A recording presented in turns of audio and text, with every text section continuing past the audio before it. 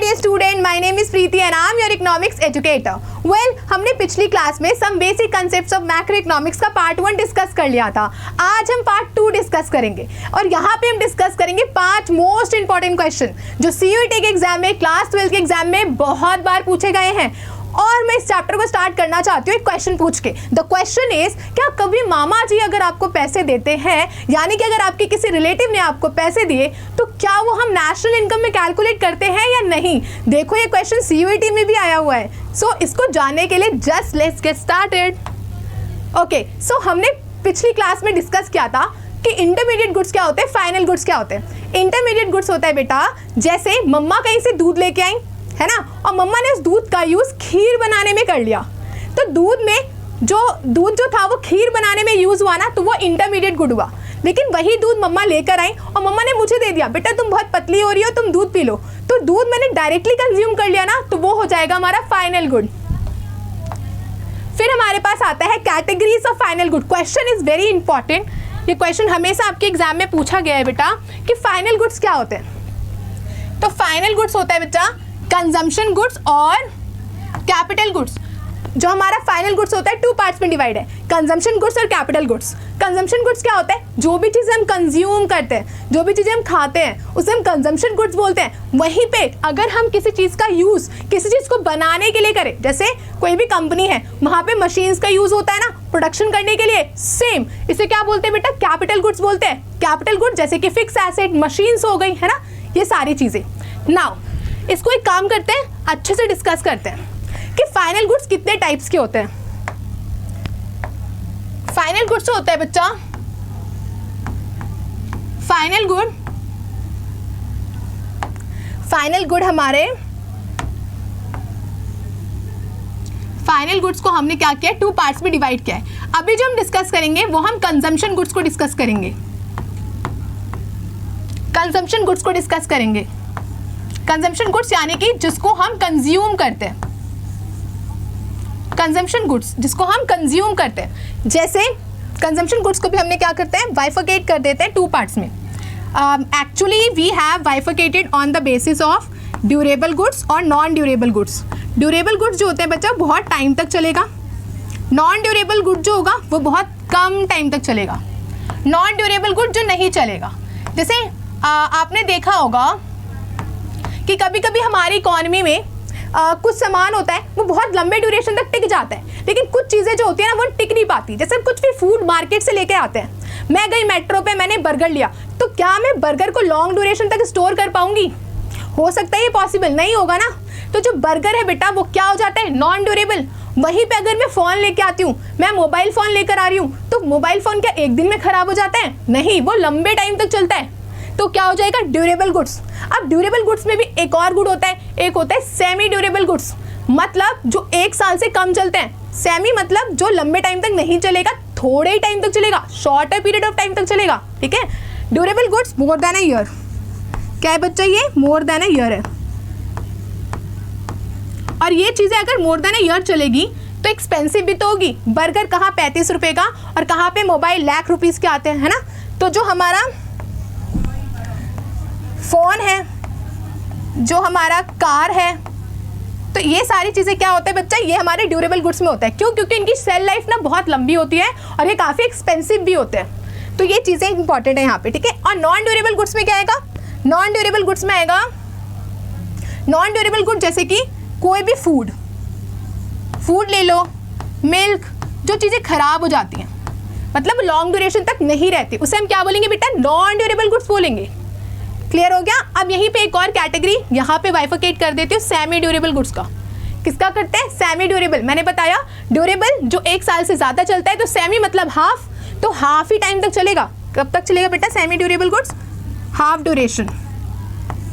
Semi मतलब जो less than a year चलता है. क्लियर हो गया. ये यही आपको यहाँ पे डिस्कस करना था. Next, wait a minute. तो यहाँ पे देखो ड्यूरेबल गुड्स जो कि एक्सपेक्टेड लाइफ कितना है इसका, several a year, more than a year, और इसकी वैल्यू क्या होती है, हाई. वहीं पे अगर हम सेमी ड्यूरेबल को बोलेंगे तो इसकी एक्सपेक्टेड लाइफ जो होती है ना वो 1 साल से कम होती है. 1 साल के अंदर ही खराब हो जाता है. कोई भी चीज़ जैसे कि फर्नीचर हो गया, क्लोथ्स हो गए, है ना, ये सारी चीज़ें जल्दी से पेरिशेबल हो जाती है, खराब हो जाती है, तो इसे हम क्या बोलते हैं, सेमी ड्यूरेबल. वहीं पे नॉन ड्यूरेबल क्या होता है, जो जैसे हम कोई भी फूड कंज्यूम करते हैं, एक बार कंज्यूम करोगे उसके बाद उसका प्रेजेंस ही खत्म हो जाता है ना, तो उसे हम नॉन ड्यूरेबल बोलते हैं। बर्गर खाया ना आपने, तो बर्गर खाया तो एक ही बार में कंज्यूम कर लेना, बार बार तो आप बर्गर खा नहीं सकते वही चीज़, आप बार बार उसका यूज़ तो कर नहीं सकते, तो क्या हो जाएगा, वो हो जाएगा नॉन ड्यूरेबल गुड्स। फिर आता है सर्विसेज। जैसे मैम आपको पढ़ा रही हैं, तो जो मैं आपको पढ़ा रही हूँ ये भी तो एक तरीके से कंजम्पशन ही है ना, आप नॉलेज को कंज्यूम कर रहे हो ना, तो इसे क्या बोलते हैं, सर्विसेज बोलेंगे, राइट। ओके, क्या बोलेंगे इसे, सर्विसेज बोलेंगे। सर्विसेज मीन जो चीज़ें बहुत लॉन्ग ड्यूरेशन तक चलती है। ये क्या होते हैं बेटा, इंटेंजिबल होते हैं। नॉन मटेरियल और मेडिकल केयर और एजुकेशन, जैसे मैंने बताया मैं पढ़ा रही हूँ आपको, तो ये क्या हो गया, इंटेंजिबल हो गया, दिखता नहीं है। डॉक्टर अंकल के शॉप पे गए आप, ठीक है, डॉक्टर अंकल ने आपको फीवर चेक किया, तो क्या फीवर आपको दिख पाएगा, नो, आप फीवर नहीं देख सकते, राइट, और ना ही उसको स्टोर कर सकते कि दोबारा फीवर आएगा तो मैं डॉक्टर अंकल के पास नहीं जाऊंगा, मैं दोबारा से वो सर्विस को रिवर्स कर दूंगा। क्या ऐसा हो पाता है, पॉसिबल है, नहीं है पॉसिबल। तो ये होता है हमारा सर्विस, जो कि हम लोगों ने किस में ऐड किया हुआ है, फाइनल गुड में ऐड किया हुआ है। क्लियर हो गया। नेक्स्ट हमारे पास आता है capital good, produce for furniture productive process. Capital goods का कब यूज करते हैं, जब हमें किसी चीज का फर्दर प्रोडक्शन करना होता है, जैसे मशीन्स, फिक्स एसेट, जैसे कि हाई वैल्यू के आइटम्स होते हैं, जैसे जो बहुत लंबे टाइम तक चलते हैं, जैसे मशीन्स हो गए और ट्रैक्टर्स हो गए, ब्रिजेस हो गए, एंड सो ऑन थिंग्स, जिसका हम फर्दर प्रोडक्शन में यूज करते हैं, उसे हम कैपिटल गुड्स में ले आएंगे। क्लियर हो गया। चलो मैं आपको एक बार एक्सप्लेन कर देती हूँ कैपिटल गुड्स क्या होता है।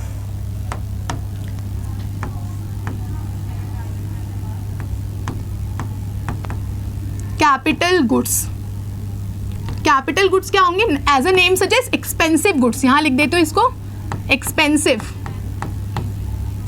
Expensive good slash for further production, for further production, जो हम दोबारा से प्रोडक्शन करने के लिए यूज करते हैं, उसे हम क्या बोलेंगे बेटा, उसको हम बोलेंगे कैपिटल गुड्स। जैसे एक ए लिमिटेड है, ए लिमिटेड एक कंपनी है, ए लिमिटेड का मालिक है राजू, ठीक है, राजू ए लिमिटेड का मालिक है, इसको क्या करना है, इसको बिस्किट्स बनाने हैं, इनको क्या करना है, बिस्किट्स बनाना है। तो बिस्किट्स तो क्या हाथ से तो बनेगा नहीं, इजिली तो नहीं बन पाएगा, बहुत सारा बिस्किट्स बनाना है, पैसा कमाना है अपन को, तो बिस्किट्स बनाना है ना, तो इनको किस चीज़ की जरूरत पड़ेगी, मशीन्स की, मशीन्स की जरूरत पड़ेगी, फिर रॉ मटेरियल की जरूरत पड़ेगी। और रॉ मटेरियल को बच्चा इकोनॉमी की लैंग्वेज में ना, रॉ मटेरियल मतलब कोई भी सामान जिसका हम फर्दर यूज करके एक अच्छा प्रोडक्ट बना पाए, यूजफुल प्रोडक्ट बना पाए, जिसको हम कंज्यूम कर सकते हैं। क्या आप वीट को ऐसे कंज्यूम कर लोगे, नहीं, उसका बिस्किट बनता है, उसकी चपातीस बनती है, तब जाके उसका यूज करते हैं ना, सेम। तो रॉ मटेरियल को हम लोग क्या बोलते हैं बच्चा, इन्वेंट्री स्टॉक भी बोलते हैं। क्या बोलेंगे इसे, इन्वेंट्री स्टॉक। इकोनॉमिक्स के टर्म पे जो सामान आपके पास रखा है और आप फर्दर प्रोडक्शन करने के लिए यूज कर रहे हो, तो उसको इन्वेंट्री स्टॉक बोल देंगे। क्लियर हो गया। चलो, सो ये सारी हमारे पास नोट्स है, ये क्वेश्चन बहुत इंपॉर्टेंट है, प्लीज मार्क कर लेना इसको, प्लीज इंपॉर्टेंट मार्क कर लेना। ये क्वेश्चन CUET का हर एग्जाम में पूछा जाएगा आपके पास, CUET के एग्जाम में ले लो, क्लास 12 के एग्जाम में ले लो, बोर्ड्स में पिछली बार भी पूछा गया है, इवन 2026 के बोर्ड में भी पूछा है, तो हो सकता है नेक्स्ट बोर्ड में भी पूछा जाए। चलो, अब हमारे पास हमने क्वेश्चन की स्टार्टिंग ही की थी कि मैम अगर रिलेटिव्स अंकल हमें पैसे दे रहे हैं, रिलेटिव्स हमें पैसे दे रहे हैं, तो क्या इसको नेशनल इनकम में इंक्लूड करेंगे या नहीं करेंगे, यही क्वेश्चन था ना। देखो, फैक्टर इनकम और हमारे पास है ट्रांसफर इनकम। कौन सा इनकम है, फैक्टर इनकम और ट्रांसफर इनकम। पहले इसको एक स्टोरी से डिस्कस करते हैं। यहां पे ले लेते हैं एक राजू भैया, ये है हमारे राजू भैया, ठीक है, और यहाँ पे है रानी दीदी। कौन है, एक रानी दीदी है, रानी दीदी के थोड़े हेयर्स बना देते हैं, ठीक है। तो ये राजू भैया है, ये रानी दीदी है। राजू भैया एक फैक्ट्री में काम करते हैं, एक फैक्ट्री में काम करते हैं, इसका नाम है ए लिमिटेड। ए लिमिटेड में काम कर रहे हैं, यहाँ पे क्या दे रहे हैं, अपनी सर्विसेज दे रहे हैं, मेहनत कर रहे हैं, मजदूरी कर रहे हैं, सर्विस दे रहे हैं अपनी, और इनके बदले में इनको क्या मिल रहा है, इनकम मिल रहा है। इसके बदले में इनको क्या मिल रहा है, इनकम मिल रहा है, मतलब मेहनत मजदूरी कर रहे हैं और इसके बदले में इनको क्या मिलेगा, पैसा मिलेगा। तो जो इनकम इनको मिल रहा है ना सर्विसेज के बदले में, इसको क्या बोलते हैं बेटा, इसको ही बोलते हैं हम लोग फैक्टर इनकम। क्या बोलेंगे इसको, फैक्टर इनकम बोलेंगे। क्लियर हो गया ये। उसके बाद हमारे पास आती है रानी दीदी। रानी दीदी जो है अपने चाचा जी के घर पे जाती हैं। रानी दीदी कहाँ जा रही है? अपने चाचा जी के घर पे जा रही हैं, ठीक है। रानी दीदी अपने चाचा जी के घर पे गई। चाचा जी ने इनको क्या दिया? चाचा जी ने इन्हें 500 रुपए दिए, ठीक है, कि बेटा आप मेरे घर पे आए हो, ये लो 500 रुपए, इससे आप चॉकलेट खा लेना। यही होता है। 500 रुपए देते भी है, देते नहीं मुझे नहीं पता, मुझे तो मेरे चाचा जी ने नहीं दिया। मुझे मेरे चाचा जी पता कितने देते थे? 10 रुपए देते थे। बोलते थे तू छोटी है तो बिस्कुट खा के आ। तो वैसे ही जो रानी जी है उनके चाचा जी ने उन्हें 500 रुपीज़ दिए। अब 500 रुपीज़ जो दिया ना बेटा, ये 500 रुपीज़ क्या इन्होंने कोई काम किया चाचा जी के लिए? नहीं, ये तो बस वहाँ पे गई थी, उन्होंने घूमा, खाया, पिया, मौज मस्ती करी, राइट। तो चाचा जी ने जो इनको 500 रुपये दिए ना, ये मेहनत से नहीं आए, ये सर्विस दे के नहीं आए। तो इसको पता क्या बोलते हैं? इसको बोलते हैं ट्रांसफर इनकम। क्या बोलेंगे इसको? ट्रांसफर इनकम बोलेंगे। इतना क्लियर हो गया? चलो अब यहाँ पे देख लेते हैं, ये बायलैटरल होता है। बायलैटरल मतलब क्या होता है बेटा? जहाँ पे मैं कोई काम करूंगी तो ही मुझको पैसा मिलेगा, अगर मैं आपको नहीं पढ़ाऊंगी तो मुझे पैसे कौन देगा? कोई भी पर्सन पैसे नहीं देंगे, राइट। तो ये क्या होता है? बायलैटरल, एक हाथ से ले दूसरे हाथ से दे, ठीक है। वहीं पे अगर ट्रांसफर इनकम की बात कर ले तो जो ट्रांसफर इनकम होता है वो यूनिलेटरल होता है। क्या होता है? यूनिलेटरल होता है। यूनिलेटरल होता है। यूनिलेटरल मतलब वन साइडेड। सपोज करो मैं अपने रिलेटिव के घर गई, उन्होंने मुझे पैसे दे दिए, मैंने कुछ नहीं दिया, क्योंकि मैं तो बच्ची हूँ, मैं क्यों पैसे दूँ, राइट। तो वो यूनिलेटरल होता है। क्लियर हो गया? यहाँ देखो, earn by rendering productive services. अगर आप कोई सर्विस देते हो, आप कोई काम करते हो, उसके बदले में जो पैसा मिलता है फैक्टर इनकम, इसको नेशनल इनकम में हम इंक्लूड करते हैं। नेशनल इनकम जब आप कैलकुलेट करोगे तो उसमें इसको इंक्लूड करेंगे। अभी हम नेक्स्ट चैप्टर ही पढ़ने वाले हैं पूरा नेशनल इनकम के बारे में, कि नेशनल इनकम कैलकुलेट कैसे करते हैं। तो ये एमसीक्यू में आया हुआ है, सीयूईटी में ये भी क्वेश्चन आया हुआ है, इंपॉर्टेंट है, मार्क कर लो, सीयूईटी में आया हुआ है ये। अच्छा मैम, तो जो फैक्टर सर्विसेज है वो कैसे, क्या होता है, उसमें कैसे पैसे मिलते हैं? देखो, अगर आप लैंड दोगे, अगर आपकी एक लैंड है, वहाँ पे हमने बोलते हैं कंपनी को, ए लिमिटेड को, कि जाओ यहाँ पे काम कर लो या आप इस पे अपना बिजनेस स्टार्ट कर लो, तो उसके बदले में आपको रेंट देना पड़ेगा। क्या देना पड़ेगा? रेंट। वेजेस क्या होते हैं? मैं कहीं पे जाके काम कर रही हूँ तो मैं अपनी सर्विसेज दे रही हूँ, उसके बदले मुझे क्या मिल रहा है? पैसा मिल रहा है। तो वो क्या हो जाता है? वेजेस हो जाते हैं। क्या हो जाएगा? वेजेस, यानी कि सर्विस के बदले।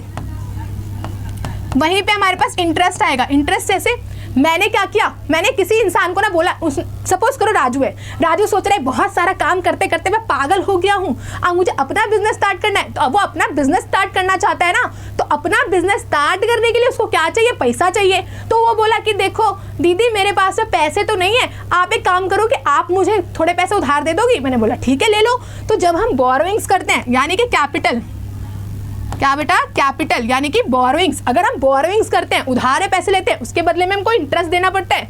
बैंक में भी जाते हैं ना, तो अगर किसी ने उधार लिया तो उनको क्या मिलता है? इंटरेस्ट मिलता है।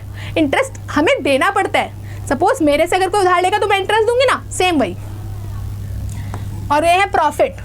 प्रॉफिट क्या होता है बेटा? प्रॉफिट होता है, सपोज करो मैं, अच्छा मेरा प्रोडक्शन हो गया, राजू भैया ने बहुत मेहनत करी, बहुत काम किया, मेरे से पैसा लिया, मुझे इंटरेस्ट भी दे दिया, और उसके बाद भी उनके पास इतना सारा पैसा बच गया प्रोडक्शन करने के बाद, उनको उनके बिस्किट सबको पसंद आने लगे, पूरी कॉर्न में फेमस हो गई वो, तो वो क्या हो जाएगा? प्रॉफिट हो जाएगा। क्लियर हो गया? अब आ जाते हैं ट्रांसफर इनकम में। तो receive without rendering any productive service, कोई काम वाम नहीं कर रही। चाचा जी के घर पे जाते हैं, क्या हम कोई काम करते हैं? नहीं, चाची जी बल्कि हमारे लिए काम करती हैं। चाची जी हमारे लिए समोसे लाती है, बहुत सारे काम करती है, राइट, कपड़े देती है हमें, तो कोई काम नहीं कर रहे हम यहाँ पे, फ्री में पैसा मिल रहा है हमें। तो ये नेशनल इनकम में क्यों इंक्लूड होगा भाई? नेशनल इनकम में तो मेहनत का पैसा आता है ना, नेशन के मेहनत का पैसा आता है ना, यहाँ तो कुछ काम ही नहीं कर रहे, तो क्यों आएगा यहाँ पे पैसा, राइट। जैसे कि अब यहाँ पे पेंशन आ गया, स्कॉलरशिप हो गया, अनएम्प्लॉयमेंट अलाउंस हो गया। पेंशन, जैसे आपने देखा होगा गाँव में कुछ बुजुर्ग लोग होते हैं, जो बूढ़े लोग होते हैं, तो उन लोगों को ना गवर्नमेंट उनके लाइक मेडिकल फैसिलिटी के लिए या कुछ भी काम के लिए थोड़ा पैसा देती है, तो वो क्या हो जाता है बेटा? पेंशन हो जाता है। स्कॉलरशिप, सपोज मैंने एग्जाम टॉप कर लिया, ठीक है, सपोज करो मेरे 12th क्लास में 99% आ गए। अच्छा मुझे कमेंट सेक्शन में बताओ आपके 12th क्लास में कितने % आए, ठीक है, क्योंकि आप सीयूईटी के लिए भी देख रहे हो ना, तो एक बार मुझे कमेंट करके बताओ क्या 10th में आपके कितने % आए थे, ये भी आप मुझे बता सकते हो। तो अनएम्प्लॉयमेंट अलाउंस क्या होता है? जैसे कुछ कुछ कंट्रीज में ना अगर आप बेरोजगार हो, आप कोई काम नहीं कर रहे हो, तो आपको पैसे मिलते हैं। देखो ये पॉलिसी इंडिया में नहीं है, ठीक है, तो खुश मत होने लगना। ये कहाँ पे चलती है? बहुत अच्छी अच्छी कंट्रीज में चलती है जो बहुत डेवलप्ड है। इंडिया अभी डेवलपिंग कंट्री है, डेवलप्ड हो जाएगी, है ना। चलो मेहनत करते रहो, पढ़ाई करते रहो। अब नेक्स्ट देखते हैं, अब हमारे पास आता है ट्रीपार्टाइट लूप ऑफ एन इकोनॉमी। तो ये ट्राइपार्टाइट लूप क्या होता है मैम? जैसे सपोज करो राजू भैया हैं, राजू भैया ने कोई सामान बनाया। अब सामान बनाने के लिए उन्होंने कुछ लोगों को हायर किया होगा, मशीन्स लाए होंगे, तो मशीन्स लेके आए, लोगों हायर किया और उसके बाद उन्होंने काम करवाया। तो काम करवाएंगे तो फ्री में तो कोई काम करेगा नहीं ना, तो उनको क्या देना पड़ेगा? हमें इनकम देनी पड़ेगी, है ना, पैसे खर्च करने पड़ेंगे। तो यही होता है, पहले प्रोडक्शन होता है, फिर जिन लोगों से आप काम कराते हो उनको रिसोर्सेज देते हो, उनको सैलरी देते हो, उनको वेजेस देते हो, बहुत सारा अदर खर्चा होता है। फिर उसके बाद जो आपने सामान बनाया है फाइनली आप मार्केट में लेके जाते हो, मार्केट में जाके उसे बेचते हो और उससे बहुत सारा पैसा कमाते हो। यही होता है ना। चलो तो यही हमारा होता है tripartite loop of an economy. सबसे पहले क्या आएगा? Production phase. प्रोडक्शन फेज मतलब सामान बनाने का फेज। फिर आता है डिस्ट्रीब्यूशन फेज, जिसमें जो लोग मेरे सामान बना रहे हैं उनको मैं रिवॉर्ड दूंगी, उनको मैं पैसा दूंगी, मैं पैसा खर्च करूंगी यहाँ पे। फिर आता है हमारे पास डिस्पोजिशन फेज। डिस्पोजिशन फेज क्या होता है? मार्केट में जाके अपना बनाया हुआ सामान डिस्पोज कर देना, बेच देना। किस लिए? प्रॉफिट के लिए, राइट। तो यहाँ पे क्या आएंगे? Spending of income, house hold their purchase and services. इससे क्या होता है? मेरा मनी फ्लो होता है, मेरी कंपनी के अंदर पैसा आएगा, फिर मैं दोबारा प्रोडक्शन करूंगी, है ना। यही सारी चीजें यहाँ पे हमने डिस्कस की है। चलो फिर आता है two sector flow of circular. अच्छा, two sector circular flow of economy क्या होता है मैम? देखो ये क्वेश्चन ना इंपॉर्टेंट है, बहुत इंपॉर्टेंट है, हर बार पेपर में आता है। सीयूईटी के एग्जाम में तो 1000% आई एम श्योर कि ये क्वेश्चन आया ही है और आएगा। ये 1000% श्योर वाला क्वेश्चन है, 1000% ये क्वेश्चन आएगा। सीयूईटी के एग्जाम में भी आएगा, 12th में भी आएगा। चलो अब इसको ना एक बार ना एग्जाम्पल से समझते हैं। सर्कुलर टू सेक्टर, अब ना पता है इसमें क्वेश्चन क्या आएगा कि टू सेक्टर फ्लो जो है हमारा सर्कुलर फ्लो, इसमें कितने लोग हैं, कितने जो है इकोनॉमी के ग्रुप हैं? तो आप बोल दोगे 2 ग्रुप, क्योंकि 2 सेक्टर है तो 2 ही सेक्टर होंगे। एक होता है हाउस होल्ड सेक्टर एंड दूसरा कौन सा होगा? Producer sector. ऑब्वियसली गवर्नमेंट यहाँ पे नहीं है, क्वेश्चन आया हुआ है, बहुत बच्चे गलत करके आए हैं, 2 सेक्टर में 3 सेक्टर बना के आ गए। तो आपको ये गलती नहीं करनी, तो इसे नोट कर लेना प्लीज, इसलिए मैं अलग से समझा रही हूँ। तो क्या आ जाएगा बेटा? 2 sector flow of economy, 2 sector circular flow, 2 sector circular flow. अब ये क्या होता है? देखो इसमें ना 2 जन होते हैं, मैंने बताया था, एक होते हैं हाउस होल्ड और दूसरे कौन होते हैं? Producer sector. कौन होगा बच्चा? प्रोड्यूसर सेक्टर होंगे, प्रोड्यूसर सेक्टर और हाउस होल्ड सेक्टर।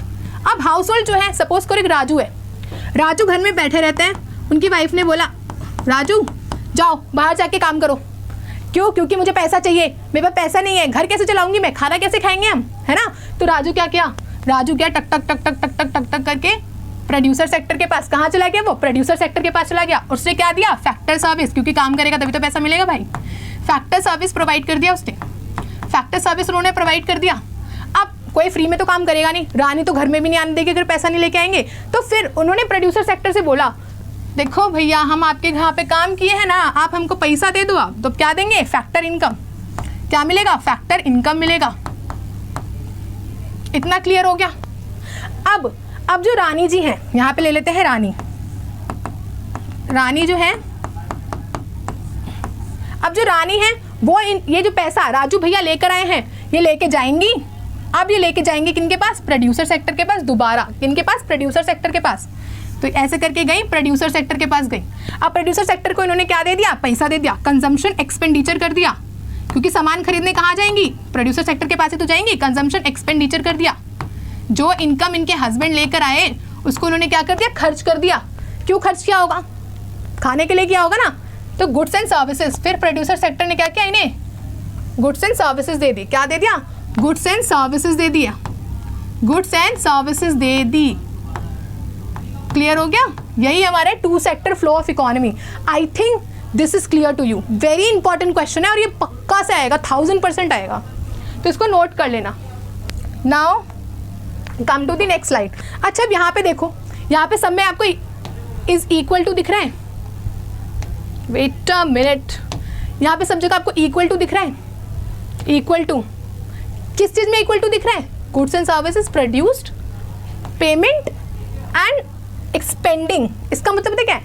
अगर आप कितना भी प्रोडक्शन करते हो, कितना भी इनकम जनरेट करते हो, कितना भी खर्च करते हो, तीनों इक्वली होता है भाई। नेशनल इनकम में हम डिस्कस करेंगे कि नेशनल इनकम जो है उससे अगर मैं प्रोडक्शन करती हूँ तो मेरा नेशनल इनकम कैसे आता है। मैं इनकम पूरी इकोनॉमी में लोग जो इतना पैसा कमाते हैं उससे कितना नेशनल इनकम आता है, कितना खर्च करते हैं उससे कितना नेशनल इनकम आता है।